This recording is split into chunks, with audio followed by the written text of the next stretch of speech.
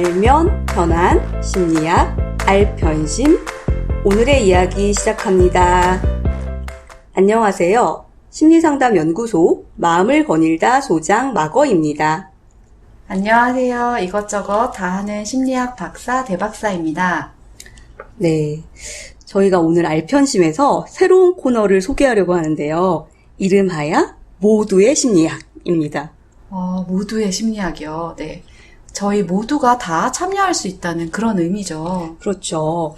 그러니까 이제까지는 심리 전문가인 마거와 대박사가 여러분들에게 알면 우리 삶이 편해지는 그런 심리학 이야기를 전해드렸다면 이 모두의 심리학 코너에서는 누구나 참여하셔서 알면 편해질 수 있는 자기만의 이야기를 전해주시는 거죠. 그러니까 소소하고 그렇지만 또 의미 있는 여러분들의 삶의 이야기가 궁금하기도 하고 또 같이 나누고 싶어서 저희가 이런 코너를 마련했죠. 네. 그래서 사실 심리학자가 아니어도 우리 모두는 자기 삶에서는 나름의 심리학자잖아요. 그렇죠. 그런 취지 아래서 사람들마다 갖고 있는 자신만의 철학이나 관점, 그리고 삶의 어떤 태도 이런 것들을 나눠주시면 좋을 것 같아요. 네. 그러니까 누구나 고민하면서 치열하게 살아가는 삶의 모습이 있으실 텐데요. 그 중에 이제 조금씩 실천하시고 또 편안해지셨던 것들을 함께 나누고 공감하는 시간이 될 것 같네요. 네. 이 모두의 심리학 코너는 모든 분들에게 그야말로 열려 있습니다. 그래서 청취자분들 중에서 누구라도 원하시는 분들이 계시면 주저하지 말고 연락해 주세요. 네. 그러니까 여러분들이 알편심의 주인공이 되실 수 있는 절호의 찬스니까요. 네. 연락해 주시고요. 참여 방법은 팟빵 공지사항에 올려진 저희 이메일 주소로 나누고 싶은 주제와 또 연락처 그것만 남겨주시면 저희가 연락드려서 그 뒤는 일사천리로 진행하도록 하겠습니다. 그리고 또 고민하실 수 있어요. 참여하고 싶은데 또 세계로 뻗어나가는 저의 알편심. 그렇죠. 네. 에콰도르에서도 듣고 있는. 네, 미국에 그분도 계시잖아요. 그렇죠. 네, 그래서 지방이나 해외에 계시는 분들도 나는 안 되겠네 이렇게 지레 포기하실 수도 있는데 전혀 걱정하실 필요가 없습니다. 그렇죠. 요즘이 어떤 시대입니까? 이렇게 기술이 진화된 시대에 굳이 어렵게 이렇게 발걸음하실 필요가 없습니다. 그렇죠. 전화나 모바일 앱 무료 전화 이런 거 있잖아요. 있죠. 그런 거 이용해서 방송에 참여하실 수가 있습니다. 저희가 이미 테스트를 완료했죠. 네. 테스트를 운운하니까 뭔가 되게 거창하게 들리긴 하는데요. 이런 자세한 사항을 저희가 포함해서 여러 가지 예시랑 신청 방법을 공지사항에다가 올려둘 테니까요. 좀 관심 있으신 분들은 찬찬히 읽어보시고 많은 참여를 부탁드립니다. 네. 벌써부터 기대가 되는데요. 오늘 모두의 심리학 첫 테이프를 끊어주실 게스트님을 모셨죠. 네. 너무 소중한 발걸음을 해주셨어요. 오늘 특히 이렇게 비도 왔는데요. 그러게요. 퇴근하시고 오셨습니다. 자, 오늘 모두의 심리학 첫 게스트 나 작가님을 소개합니다.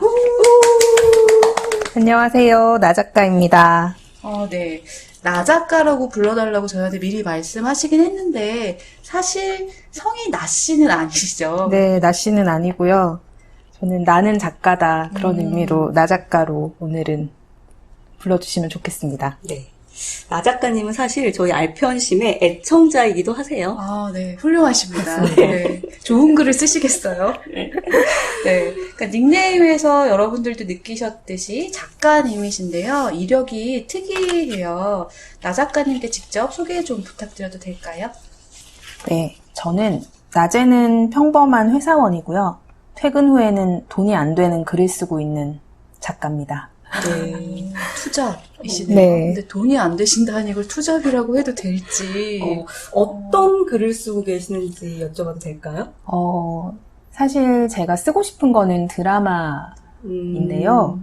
그동안 드라마가 잘 안 풀려서 사실 웹툰이며 이것저것 좀 방황을 하기도 했습니다. 네. 저는 사실 나 작가님의 지인이라서 이런 이력을 옆에서 이제 지켜봤거든요. 그래서 참 대단하다고 생각했어요. 왜냐면 현실에 발을 붙여놓으면서도 오랫동안 꿈을 놓지 않는 그런 모습이 참 대단하다고 생각을 했거든요. 네. 저희가 그래서 사실 알편십에 모시기도 했죠. 그래서 많은 분들이 꿈을 꾸시는데 어떻게 또 밥벌이도 하면서 꿈을 추구하는 삶은 어떻게 살아갈 수 있을까 이런 거 되게 많이 고민을 하시더라고요. 그래서 그렇죠. 그것의 실사판을 오늘 알편심에서 확인해 보실 수 있을 것 같아요.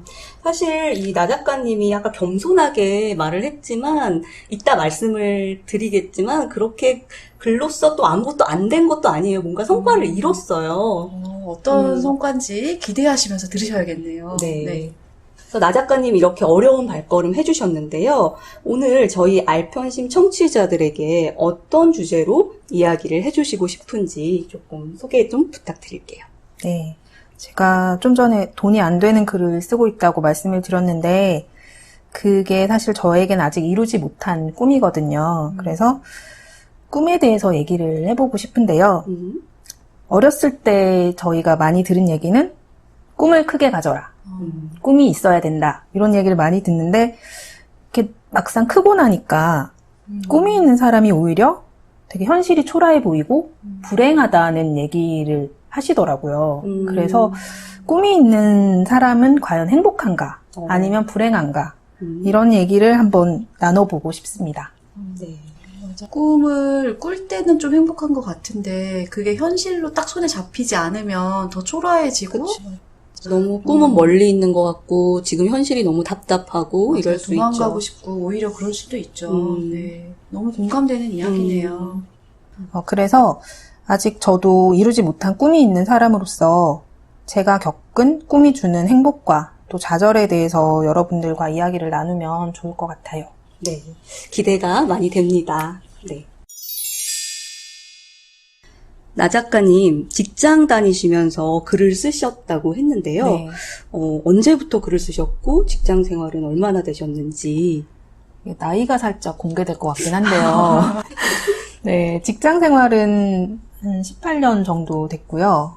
그리고 작가는 제가 교육원 다니기 시작한 것부터 하면 예비 작가 생활이 거의 13년 정도 됩니다.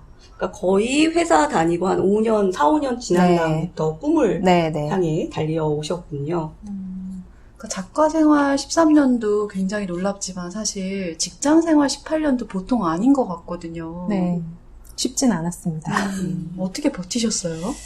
저는 오히려 이게 병행하는 게 힘들 수도 있는데 저 같은 경우에는 꿈이 굉장히 회사 생활하는데 오히려 버팀목이 되어줬던 것 같아요. 그래서 힘들거나 좀 짜증나는 일이 있어도 회사에서 여기가 내 끝이 아니다. 나한테는 내가 지향하는 다른 꿈이 있다. 그런 생각으로 좀 힘든 걸 버틸 수 있었던 것 같아요. 그러니까 꿈이 직장 생활을 하는데 오히려 좀 도움이 되는 네, 부분도 맞습니다. 있다는 거네요. 근데 그게 좀 뭐 이렇게 꿈을 추구하는 게 직장 생활하는데 도움이 됐다고는 하지만 사실 그걸 두 개를 병행하는 게 쉽지는 않고 또 그 과정에서 굉장히 또 큰 어려움이 있었을 것 같은데. 네, 어려움이 있었죠. 제가 몇 년 전에 책을 한번 출판할 좋은 기회가 있었어요. 굉장히 유명한 출판사에서 제 작품을 마음에 들어해서 굉장히 실무적인 이야기까지 오갔었는데 그게 결국은 성사가 되지 못했죠. 그래서 근데 그때는 그게 그렇게 힘든 일인지 몰랐는데 그 몇 달 후에 굉장히 심한 우울감과 이런 피로감이 찾아오면서 건강이 또 굉장히 안 좋아졌어요. 그때 한창 아팠을 때 그때 네. 얘기인가요? 네, 맞아요. 굉장히 그 나 작가님이 굉장히 건강에 무리가 왔었던 그래서 누가 봐도 아 너무 심하게 아프구나 이랬던 네, 적이 다들 있었거든요. 무슨 일이 있냐고 저한테 물어보던 맞아요. 네, 그런 시절이 있었는데 음.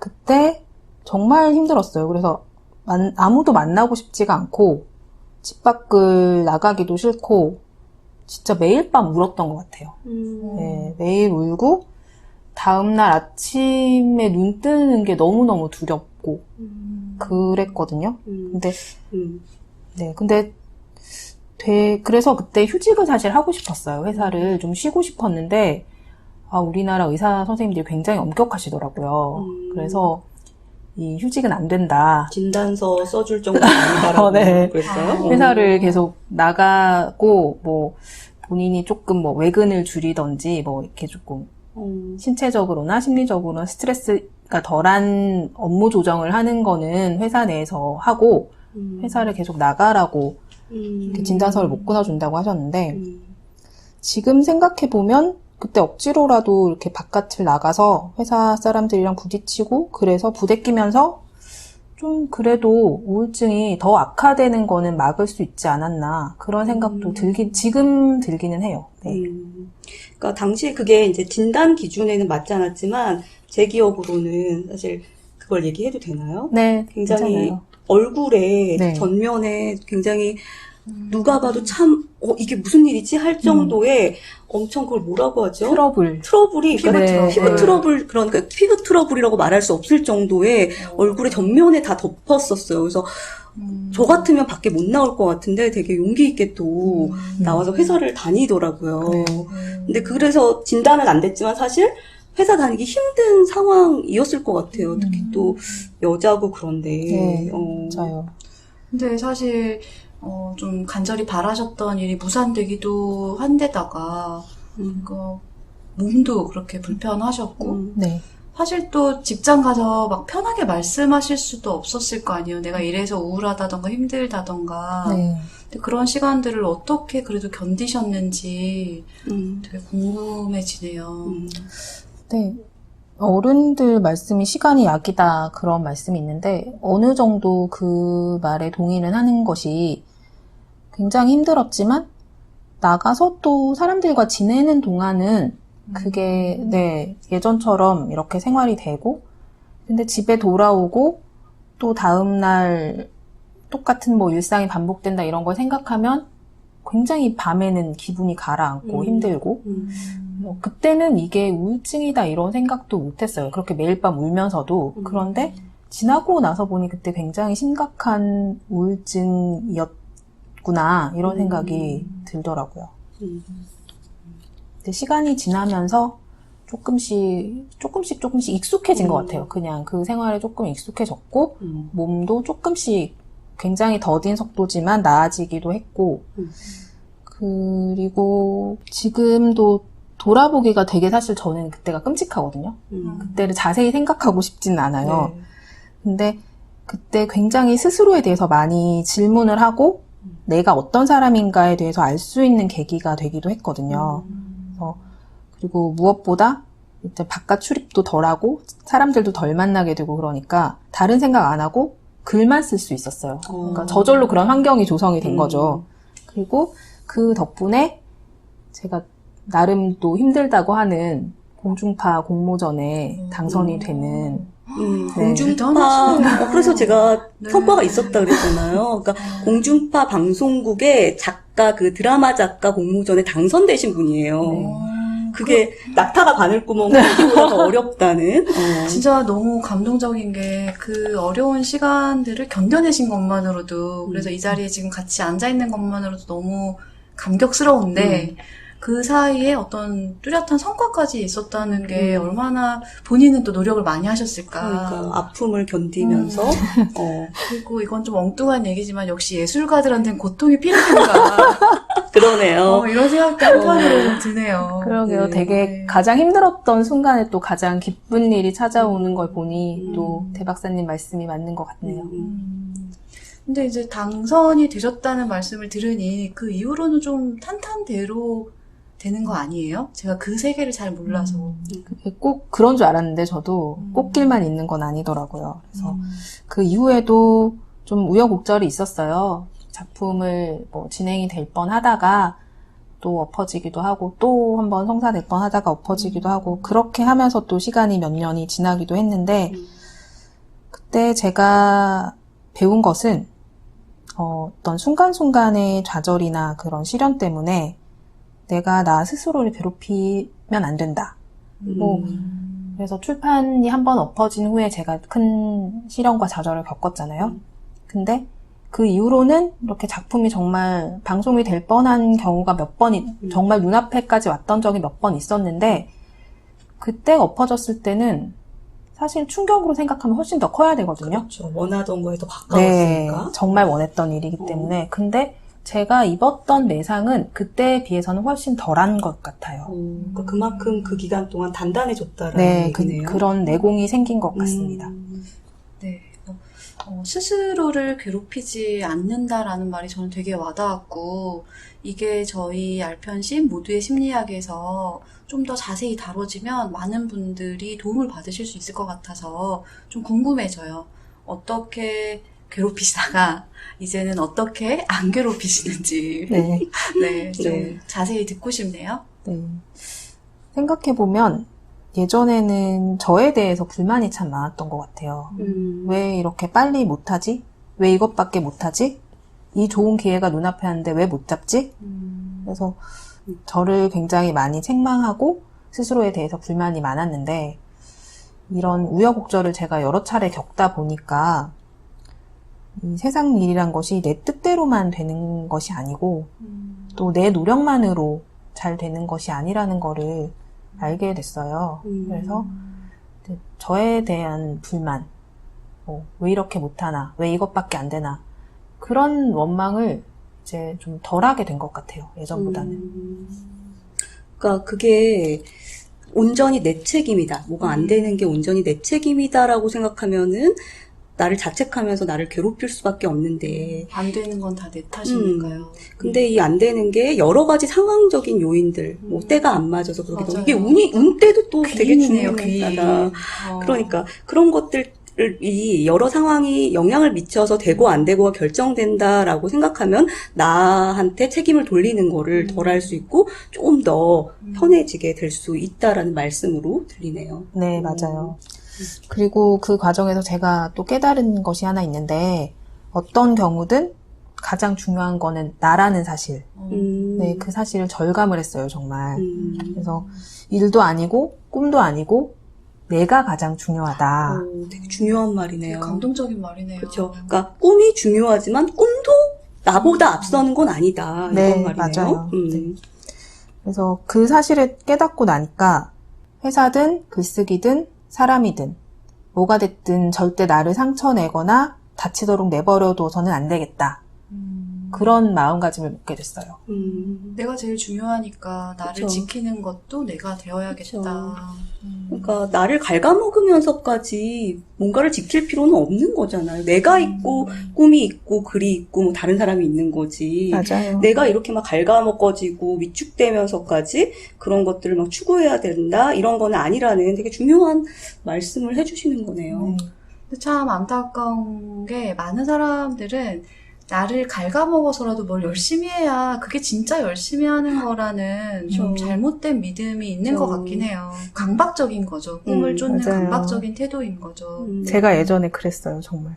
그 얘기 좀 조금 더 해주시겠어요? 그러니까 그때는 막연하게 이런 꿈을 가진 사람들의 특징일 수도 있는데 자기의 꿈을 생각하면 굉장히 장밋빛 미래가 쫙 펼쳐지거든요. 그래서 내가 뭐 30대 전에는 뭐가 되고 또 그걸 하나 하고 나면 뭐가 되고 이걸 약간 생각을 하게 돼요. 꿈을 생각하면 그렇거든요.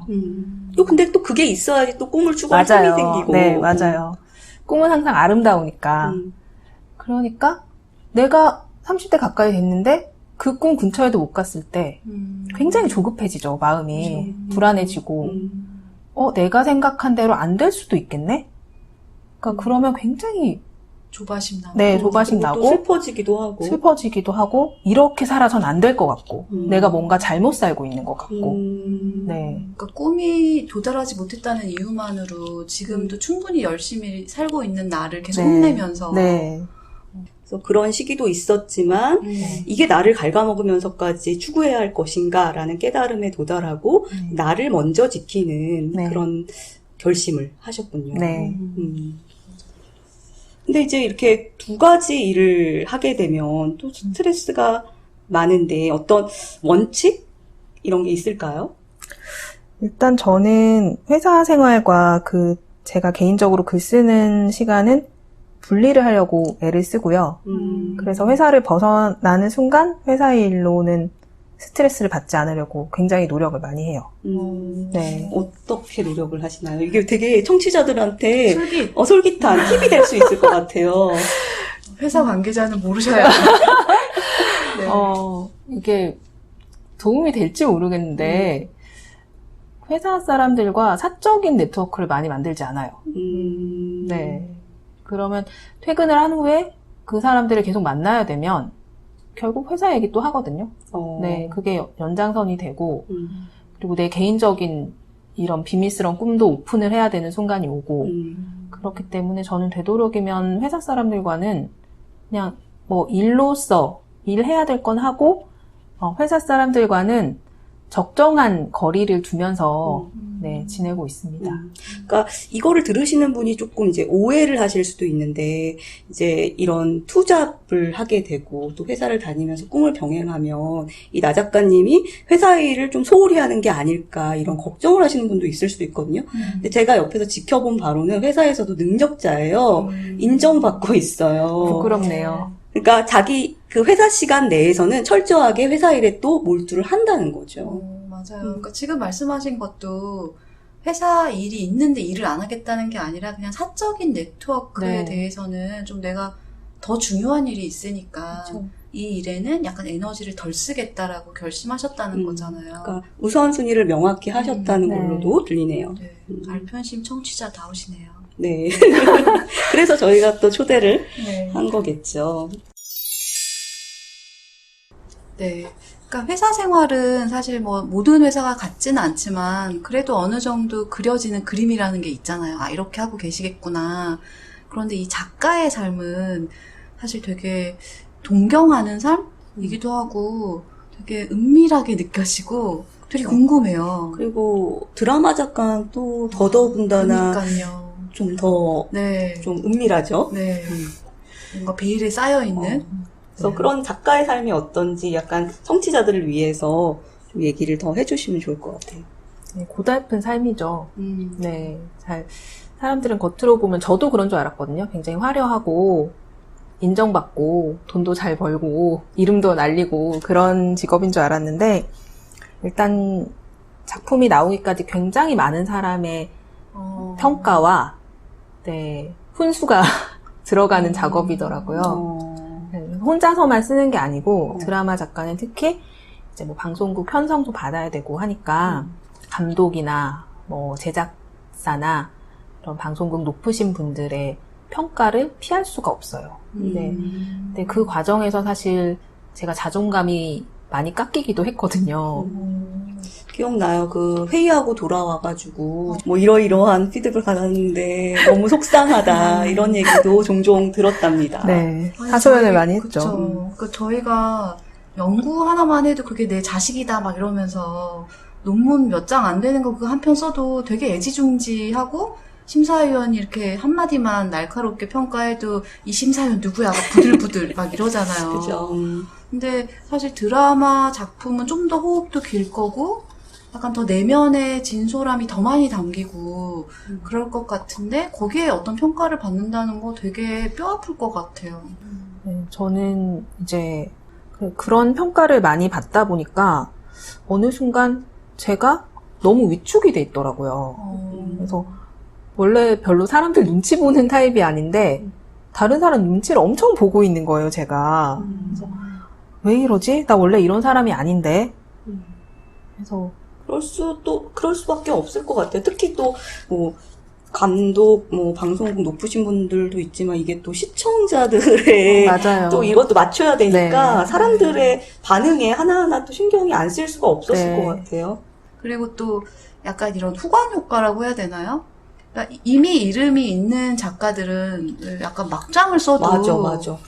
그런 분들 있잖아요. 대표적인 그러니까요. 분들. 몇몇 떠오르네요. 네. 그래서 막 그런 분들 막 재밌다고 하는데 음. 신인 작가들은 아무래도 검증되기 이전이니까 더 날카로운 시선으로 네. 평가할 것 같아요. 맞아요. 잣대가 훨씬 엄격해요. 그런 과정에서 이제 좀 많이 안 좋은 평도 듣고 네. 그랬을 때 네. 어떻게 좀 그런 것들을 이겨내셨나요? 근데 또 꿈이 회사 생활에 도움이 되었던 경험을 제가 좀 전에 말씀을 드렸는데 이 경우에는 오히려 역으로 회사 생활의 경험이 또 저의 꿈에 도움이 되었던 케이스라고 할 수가 있는데요. 근데 회사에서는 내가 왜 남의 눈치를 보지 않지? 이 생각을 해보니까 회사에선 정말 눈치를 안 보거든요. 남들이 뭐라고 하건 간에 그냥 한 귀로 듣고 한 귀로 흘리고, 되게 상사의 말을 무시한다는 뜻은 아닙니다. 네. 직장생활 잘하고 계시네요. 네. 잘하고 있어요. 네. 네, 그냥 굉장히 짜증나는 일이 있어도, 뭐, 그러려니 하고 넘어가고, 그런 편이었거든요. 근데 회사에서는 왜 그러지? 생각해보니까, 그 사람들은 나한테 중요한 사람이 아니더라고요. 나한테 1도 중요한 사람이 아니니까, 이런 쓸데없는 일에 내 감정과 에너지를 소모할 필요가 없다. 그러니까 내가 내 할 일만 잘하면 네. 되지. 이 사람들이 뭐라고 나에 대해서 반응하는 거에 하나하나 신경 쓸 필요는 네, 없다라는 그 사람이 거를. 쟤가 어떤 애니, 뭐 일을 어떻게 하니, 옷차림이 어떠니, 태도가 어떠니, 이런 평가를 정말 신경을 안 쓰면서 살았거든요, 회사 생활에서는. 근데 반면에 방송국에 가면 너무 이 사람들한테 잘 보이고 싶으니까 왜 그러지 생각해보니까 이 사람들은 제가 꿈꾸고 있는 작가가 되는 길을 좌우할 수 있는 사람들이고요. 그런 힘을 가진 사람들이니까 그 사람들한테 잘 보이고 싶은 그렇죠. 마음이 당연한 마음이죠. 네, 드는 거예요. 근데 그때 그 회사 생활에서 이 회사 사람들의 평가를 한 귀로 듣고 한 귀로 흘리던 그 제 모습을 생각을 해보니까 그럼 이 방송국 놈들이 과연 방송국 놈들. 네, 방송국 놈들이 글을 떼놓고도 나한테 중요한 사람들인가? 근데 글을 떼놓고 생각하니까 회사 사람들이랑 하등 다를 바가 없더라고요. 네, 별로 저한테 중요한 사람들이 아닌 거예요. 글을 떼놓고 생각하면. 근데 그 사람들이 저에 대해서 평가하는 게 내 글에 대해서 평가할 수 있지만 그렇죠. 나란 사람에 대해서는 사실 평가할 권리는 없는 거잖아요. 그렇죠. 네. 그런데 나란 사람에 대해서 잘 모르면서 그리고 그렇게 애정이 있지도 않으면서 애정이 있으면 막 그렇게 인신공격하듯이 평가를 하진 않겠죠? 네. 그러니까 막 평가하는 장면이 이 글에 대해서만 하는 게 아니라 뭔가 네. 그렇죠. 굉장히 사람을 후벼파는 예를 들면 뭐 어떤 게 있을까요? 어떤 제가 들은 평가는 이렇게 얘기하니까 제가 들은 평가를 마치 남이 들은 것처럼 하는 것 같은데 사실 제가 들은 평가는 아니고요. 옆에서 지켜봤는데 뭐 발로 써도 이거보다 낫겠다. 그리고 이런 거는 내가 돈 받고 읽어야 된다. 뭐 쓰레기통에 이면지로도 아깝다. 뭐 그런 표현들을 많이 해요. 이제 근데 굉장히 이거는 약한 추위라고 들었어요. 네. 그러니까 뭔가 글에 대해서 건설적인 의견을 주는 게 아니라 그냥 인격 모독? 네. 그렇군요. 그걸 면전에서 한다는 거잖아요. 네. 되게 모욕 수치스럽겠어요. 네. 그러니까 글에 대해서 뭔가 어떤 점이 잘못됐고 어떤 점이 부족하다고 하면 작가로서는 당연히 그 비판은 받아들여야죠. 그래야 또 더 좋은 글을 쓸 수 있으니까. 그런데 그 사람들이 나를 잘 모르고 애정도 없는 그 사람들이 내 자존감을 막 그렇게 깎아먹게 놔둘 필요는 없겠다. 그런 생각이 들더라고요. 네. 그래서 어떤 마음을 가지게 되셨어요? 이제 어떻게 내 마음속으로 어떻게 대응해야겠다 이런. 그 사람들이 하는 글에 대해서 평가한 것들은 다 메모를 하고 개선을 하려고 노력을 하지만 그런 제가 들었던 안 좋은 말들은 진짜 다 잊어버리려고 굉장히 노력을 많이 했어요. 그리고 실제로도 많이 까먹었어요. 네. 그러니까 면전에서 그런 소리를 할 때 그 순간에는 어떻게 대응할 수 있을지도 좀 궁금하긴 해요. 나중에야 잊어버린다 치지만. 네.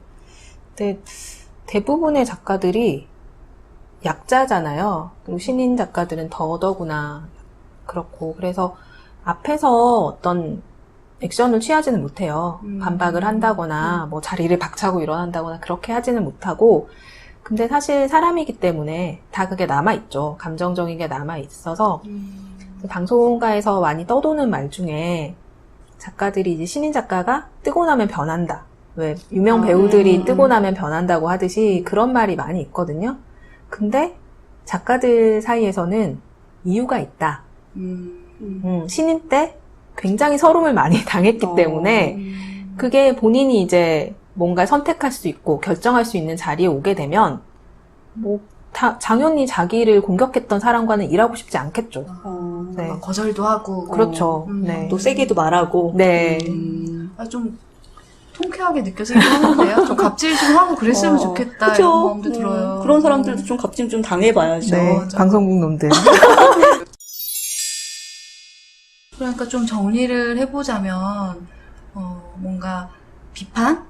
특히 인신공격에 가까운 그런 모욕적인 말을 들으셨을 때 예전 같으면, 내가 이것밖에 못해가지고 이런 소리를 듣는구나. 네. 내 잘못인 것처럼 네. 좀 스스로를 비난하는 쪽으로 계속 곱씹으면서 나를 더 갉아먹고 더 괴롭혔다면, 이제 어느 정도 내면에 힘이 생기신 다음부터는 그냥 앞에서는 가만히 듣고 뒤돌아서는 이 인격도 안 되고 있는 이 방송국 놈들 이렇게 하면서 사실 그런 말을 하는 그 사람들이 잘못이지 네. 모자란 거지 이런 말을 듣고 있는 나는 피해자이니까 네. 그런 나를 굳이 더 혼낼 필요는 없다. 네. 이렇게 하면서 스스로를 좀 보호하셨다는 그런 얘기로 들리네요. 네, 맞아요.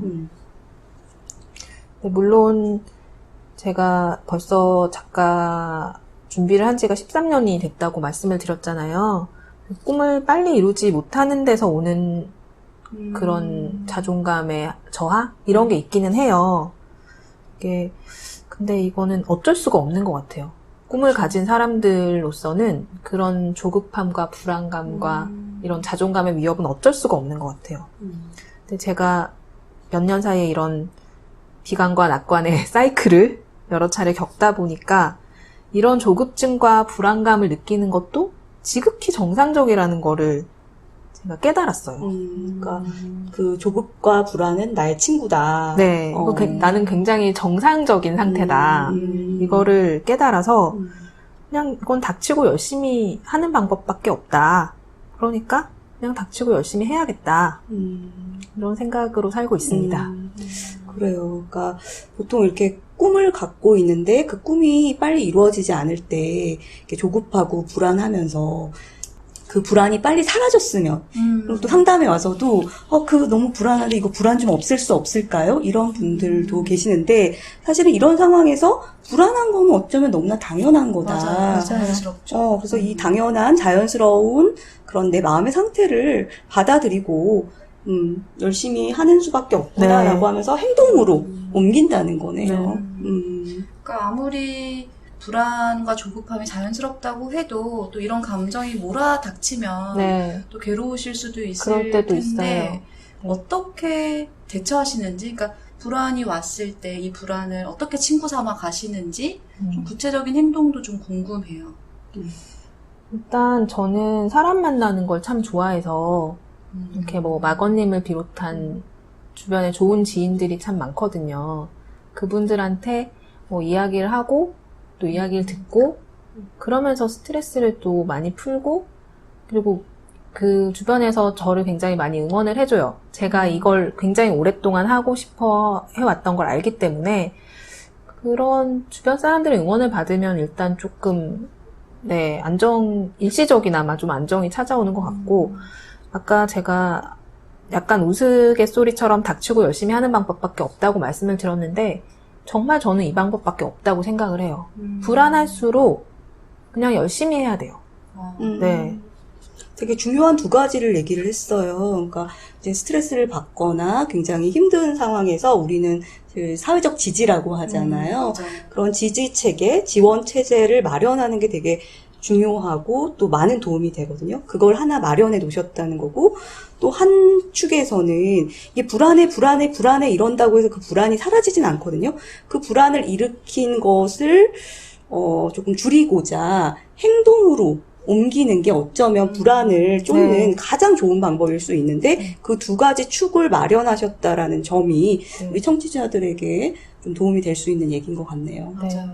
그러니까 불안할 때 이 불안함이 우리를 더 힘들게 만드는 건 불안하지 않기 위해서 엉뚱한 행동을 하기 때문인 것 같아요. 막 사실은 내가 지금 글이 안 써져서 불안하고 막 이런 건데 막 딴 데 가서 짜증내고 있고 막 그런 게 오히려 더 우리를 자괴감에 빠뜨리는데 지금 나 작가님은 불안할 땐 닥치고 열심히 글을 쓰셨다. 네. 이렇게 말씀하신 게 저로서는 굉장히 와닿고 네. 그래야 불안이 해소되는 거죠, 그렇죠. 사실은. 불안이 해소되는 방향으로 한 걸음 더 나아가게 되는 거죠. 네. 근데 저도 사실 말은 이렇게 하면서도 제가 글 써서 잘 못 썼을 때는 그걸 보면 더 불안해지긴 하거든요. 어쩔 수 없네요. 네. 근데 불안해지긴 하는데 그걸 보고 뭔가 고쳐야 되겠다고 생각해서 글을 쓰는 동안은 정말 불안하지 않은 것 같아요. 아, 네. 이 몰입 경험. 네. 그 몰입 경험을 하게 되면은 그 순간에는 거기에 몰두하게 되니까 네. 다른 것들을 다 잊게 되는 거죠. 네.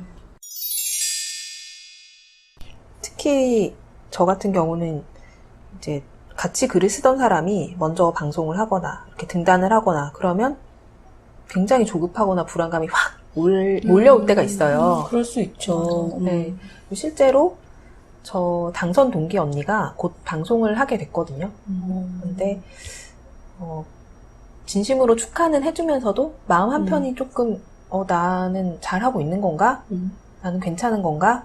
그런 또 불안감과 조급함이 밀려오더라고요.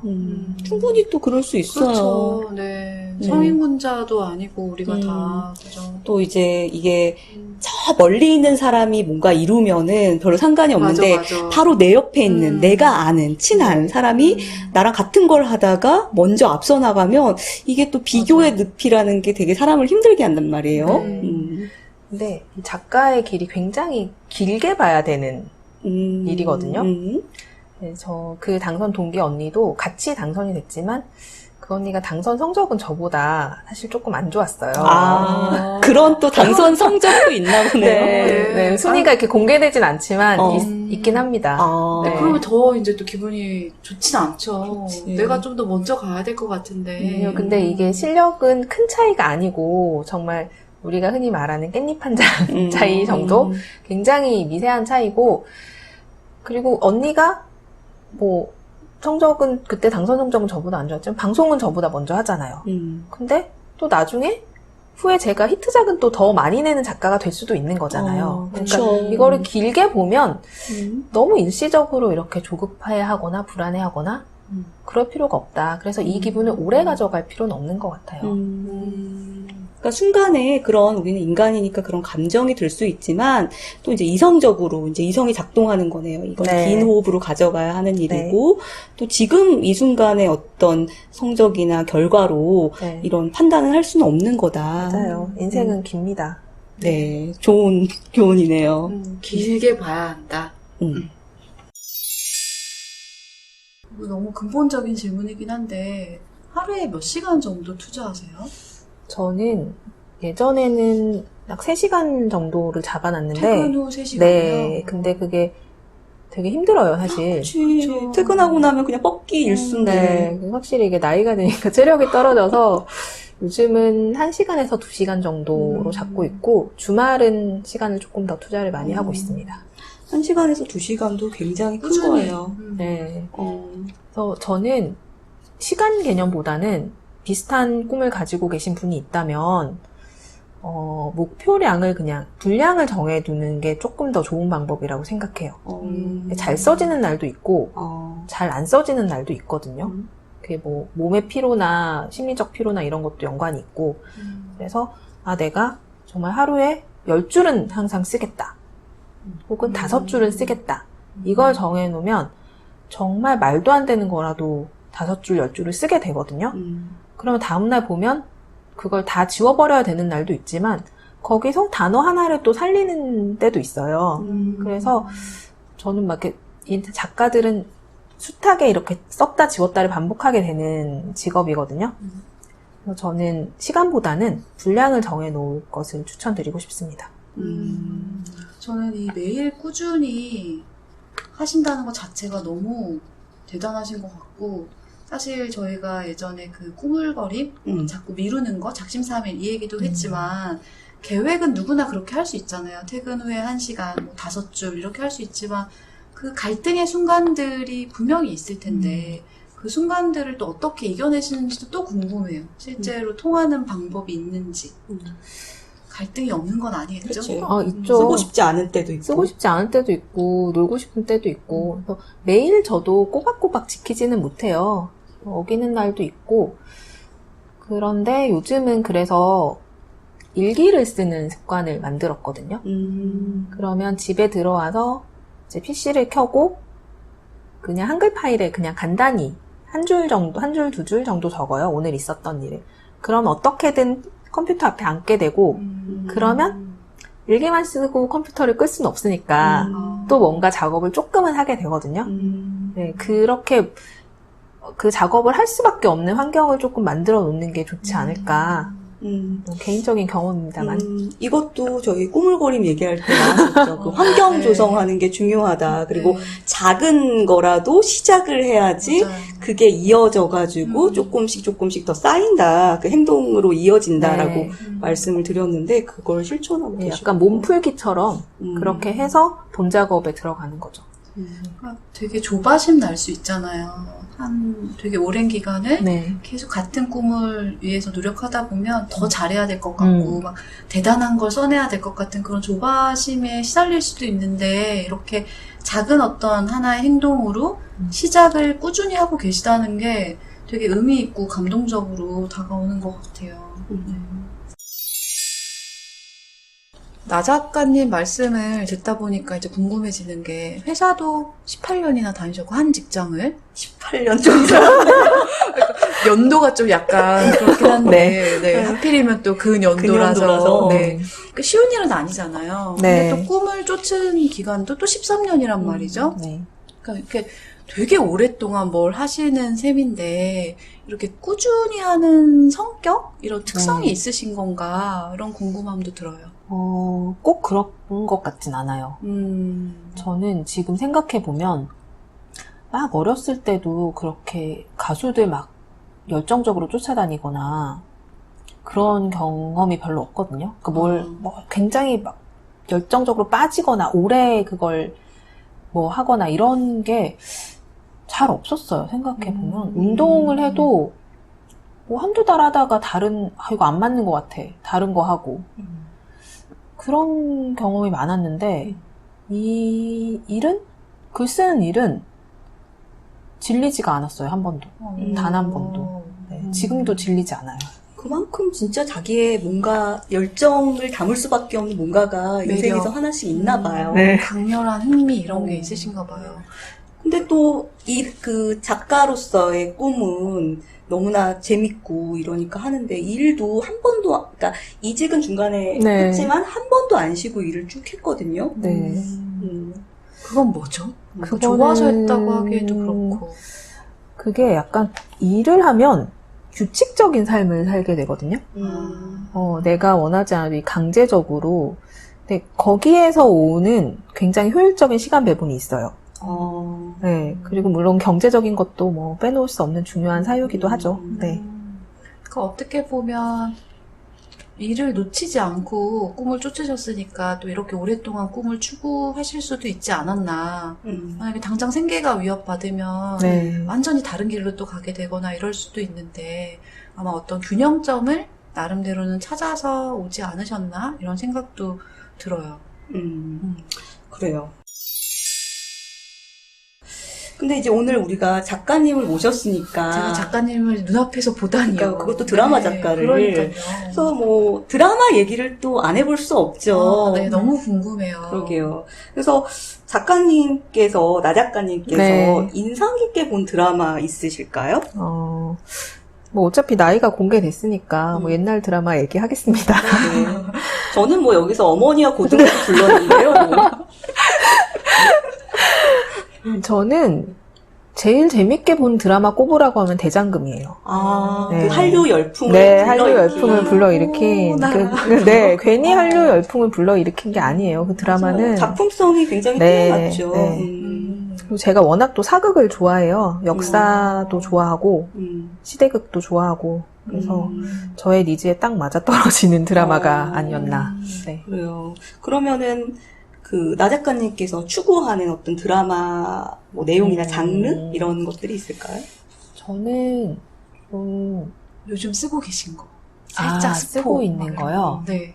이제 기본적으로는 로맨스고요. 아.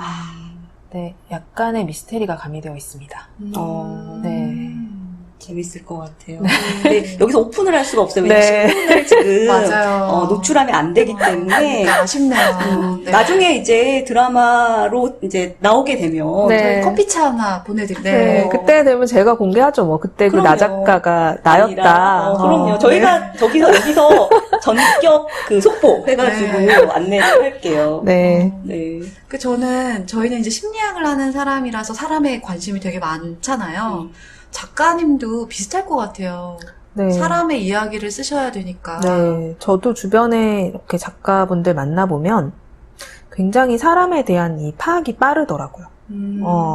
이 사람이 어떤 행동을 하고 어떤 말을 했다. 이거를 다들 굉장히 잘 포착을 하고, 그리고, 저도 그런 습관이 약간 있는데, 이렇게 대화하다가, 뭐, 마거님이나 이렇게 대박사님이랑 대화를 하다가도, 재밌는 대사나 재밌는 상황이 이렇게 연출이 되면, 이거 나중에 써먹어야지. 그런 얘기 많이 해요. 대화하다가, 네가 한 말 그거 나중에 써먹어야지, 이렇게. 언젠가 저희 말이 드라마에서. 그렇죠. 그럴 수도 있어요. 네. 너무 기대되네요. 네. 그리고 또 궁금한 거 있어요. 네. 혹시 내 작품이 만들어질 때 이 배우는 꼭 쓰고 싶다, 이렇게 마음에 품으신 배우가 있는지. 저는 예전에는 송중기 송중기 씨. 배우를 써보고 싶었는데, 이제 군대 가기 전에 얘기였고요. 그때 제가 그 무렵에 당선이 되어가지고, 근데 군대를 다녀오고서는 이제 조금 연령대도 높아지고, 이제 결혼과 또 아픔을 겪으셔서, 지금 제가 추구하는 작품과는 조금 거리가 생긴 것 같고, 풋풋한 네, 풋풋한, 지금, 요즘은 딱히 없는 것 같은데요.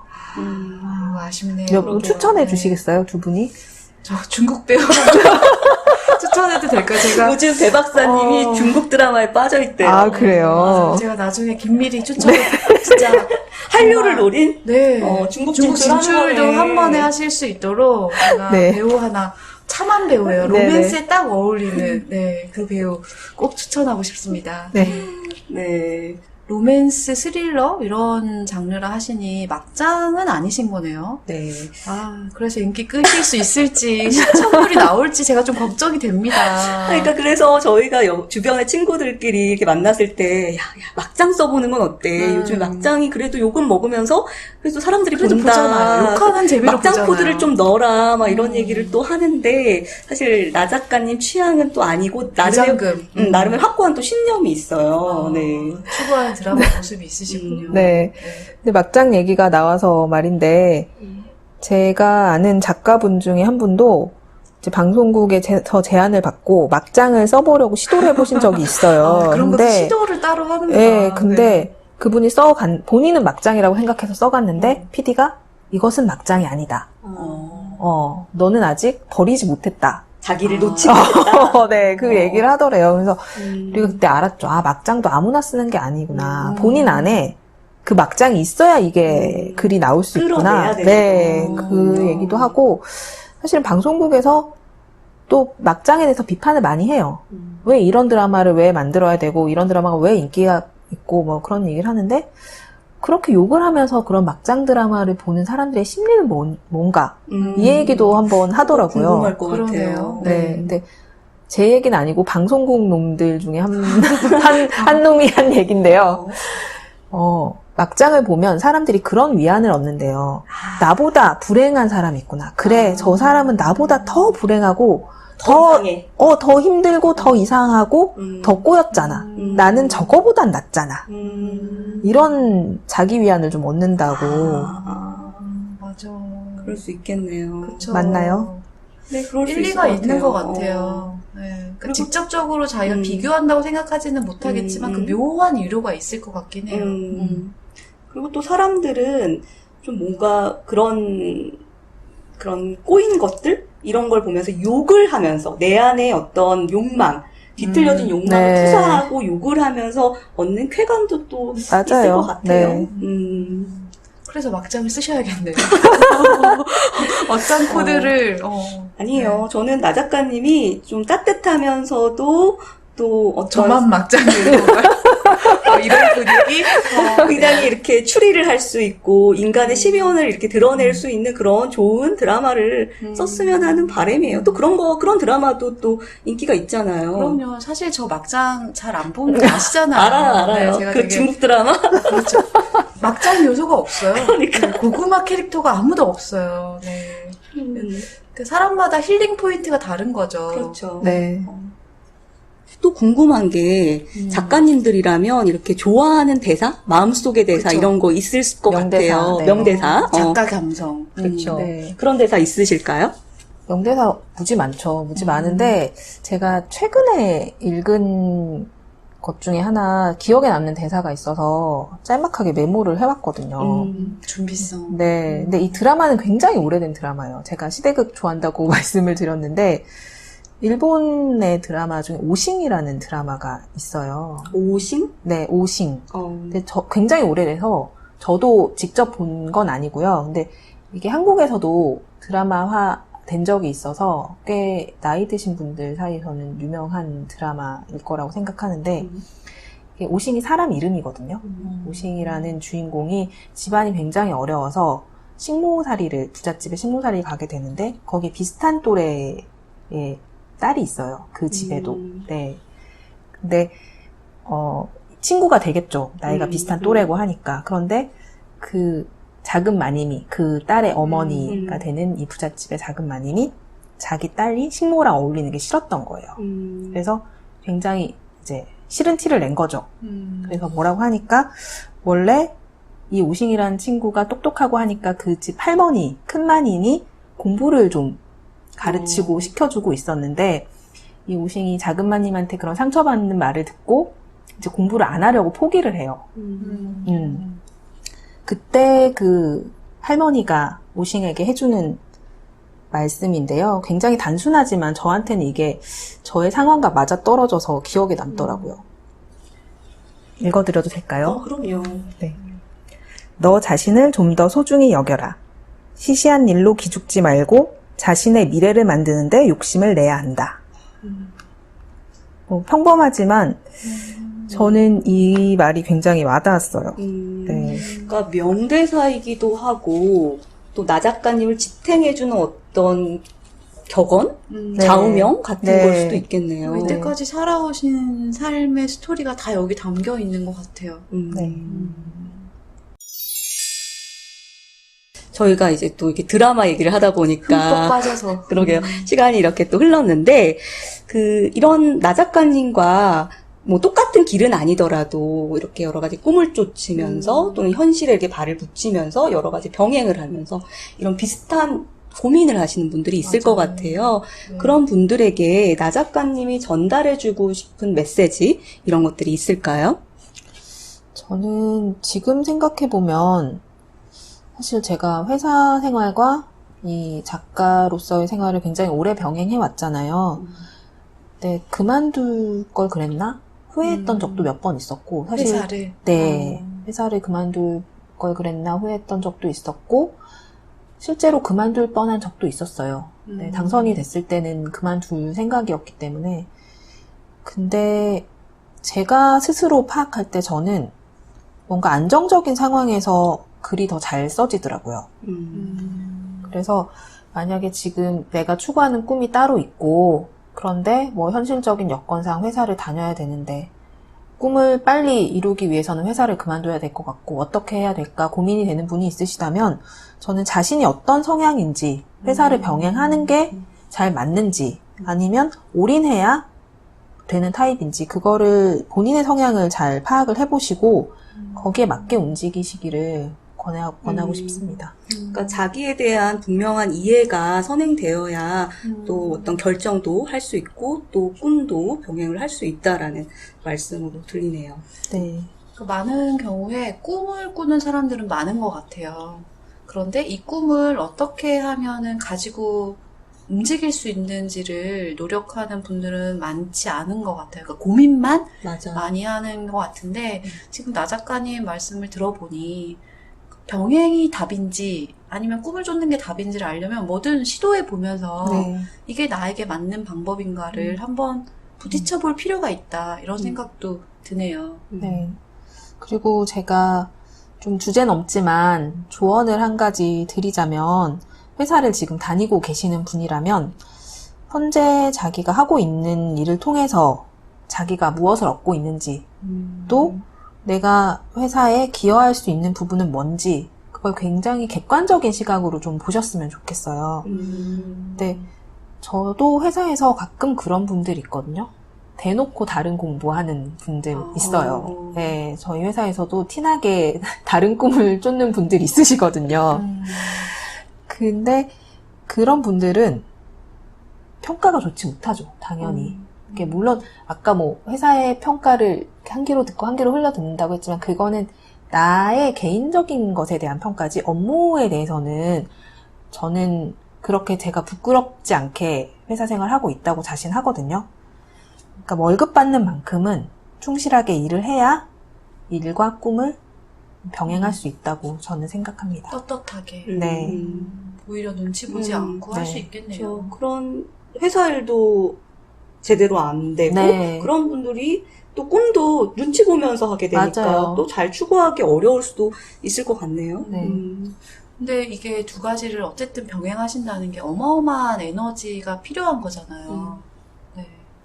맞아요. 엄청 많은 에너지와 또 시간이 필요합니다. 그래서 저는 아까 말씀드렸듯이 퇴근 후에는 이렇게 딱 모드를 전환을 해서 제가 글 쓰는 일에 이렇게 직장인처럼 저는 정해놓고, 아까 말씀드렸듯이 시간이 됐든 분량이 됐든 어떤 하루 목표치를 정해놓고 그렇게 작업을 하는 게 도움이 됐거든요. 그러니까 또 다른 직장에 출근한다. 네. 진짜 생각하는 거네요. 진짜 투자. 네.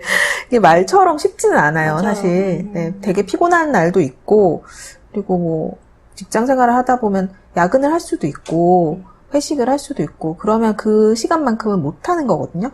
또 다른 직장에 출근을 늦게 하는 거거든요. 당연히 에너지도 많이 떨어지고, 근데 그거를 적절히 잘 조절을 하셔야 될 것 같아요. 네. 그러니까 이 대목에서 다시 생각나네요. 일도 꿈도 나보다 더 중요하진 않다. 네. 그러니까 막 스스로를 피곤에 쩔어서 막 몰아 넣으면서 맞아요. 다시 꿈을 쫓지는 않고 네. 균형을 이루면서 적절히. 네. 그러니까 너무 피곤하다 싶은 날은 글쓰기를 조금 줄이거나 좀 건너뛰기도 하고, 네. 조금 에너지가 있는 날은 조금 더 많이 쓰기도 하고. 그러니까 강박적으로 매달리지 않는다. 네, 유연하게. 이런 거네요. 네. 이렇게 나 작가님 얘기를 듣다 보니까 이렇게 이제 막바지로 왔는데요. 초반에 나 작가님께서 꿈이 있는 사람은 행복한가? 이런 화두를 던지시면서 이야기를 시작하셨어요. 네. 그래서 결론을 좀 얘기를 해주시면 좋을 것 같아요. 저는 그래도 꿈이 있는 삶은 행복하다.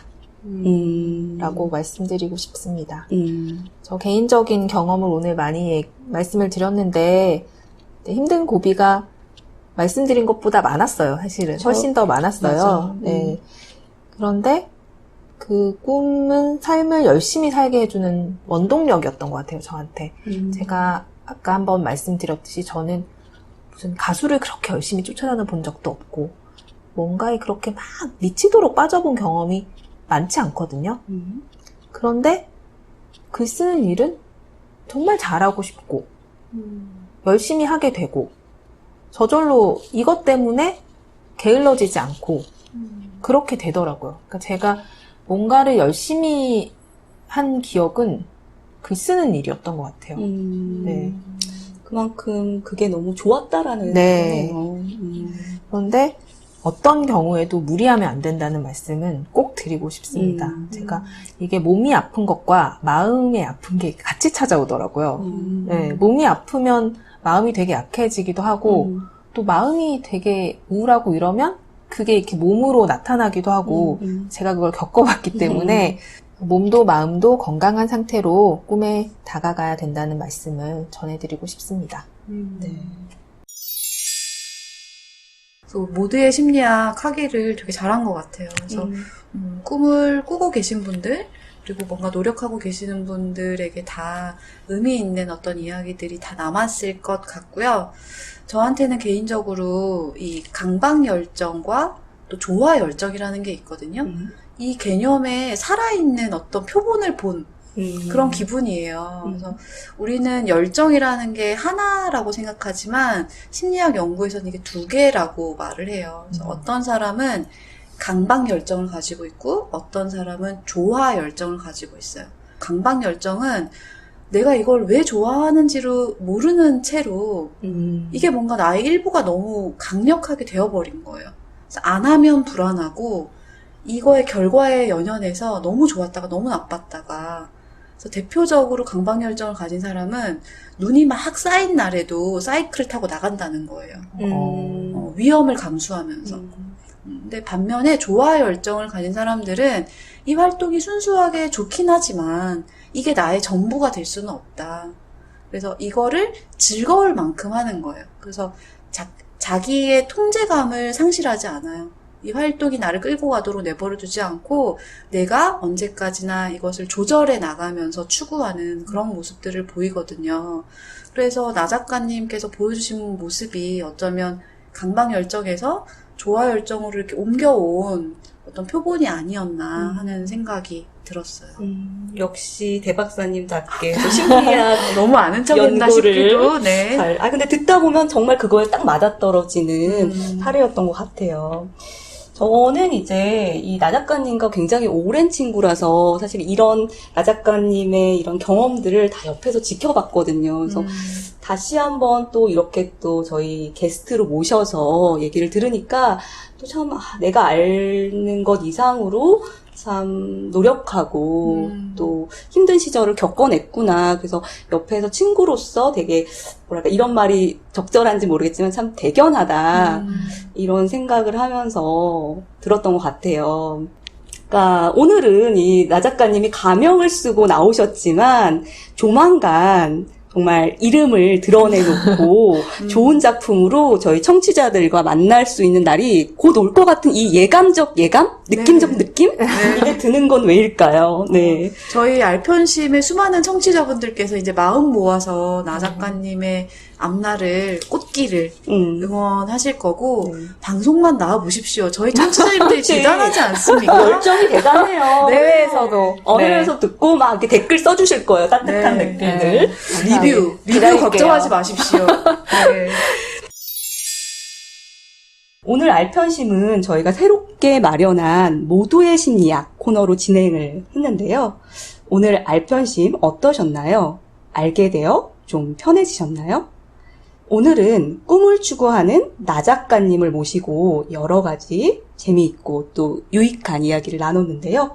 오늘은 나 작가님의 멘트로 알편심 인사드리도록 할게요. 네, 여러분 자신을 좀 더 소중히 여기시기 바랍니다. 시시한 일로 기죽지 마시고 자신의 미래를 만드는데 욕심을 내시기 바랍니다.